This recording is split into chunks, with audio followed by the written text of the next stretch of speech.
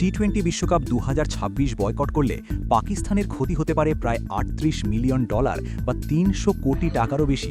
হ্যাঁ বন্ধুরা, ঠিকই শুনেছেন, পাকিস্তান ক্রিকেট বোর্ড বা পিসিবি এখন আইসিসির সাথে সরাসরি সংঘাতে।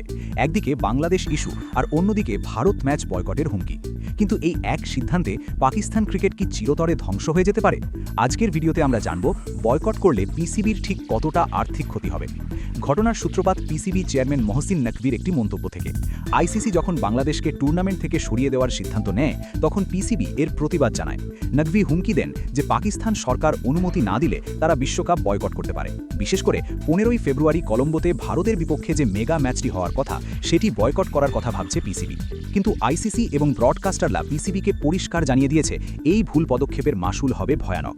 রেভ স্পোর্টসের রিপোর্ট অনুযায়ী শুধুমাত্র ভারতের বিরুদ্ধে ম্যাচটি না খেললে ব্রডকাস্টাররা পিসিবির বিরুদ্ধে $38 মিলিয়ন বা প্রায় ৩২০ কোটি টাকার মামলা করতে পারে, কারণ বিজ্ঞাপন এবং স্পন্সরশিপের বড় অংশ এই একটি ম্যাচের উপরই নির্ভর করে।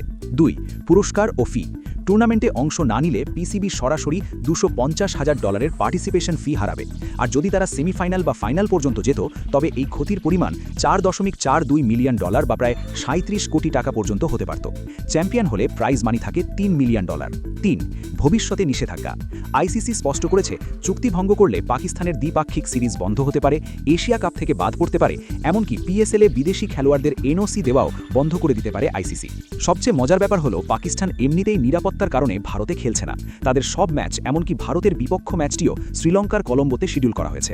এরপরেও টুর্নামেন্ট বয়কট করাটা নিজের পায়ে কুড়ুল মারার সমান হবে বলে মনে করছেন ক্রিকেট বিশেষজ্ঞরা। এখন প্রশ্ন হলো, পাকিস্তান সরকার কি শেষ পর্যন্ত পিসিবিকে খেলার অনুমতি দেবে, নাকি জেদ বজায় রাখতে গিয়ে পিসিবি বড় ধরনের আর্থিক বিপর্যয়ের মুখে পড়বে? আগামী কয়েকদিনের মধ্যেই চূড়ান্ত সিদ্ধান্ত জানা যাবে।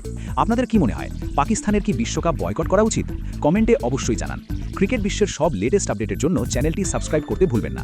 দেখা হচ্ছে পরের ভিডিওতে।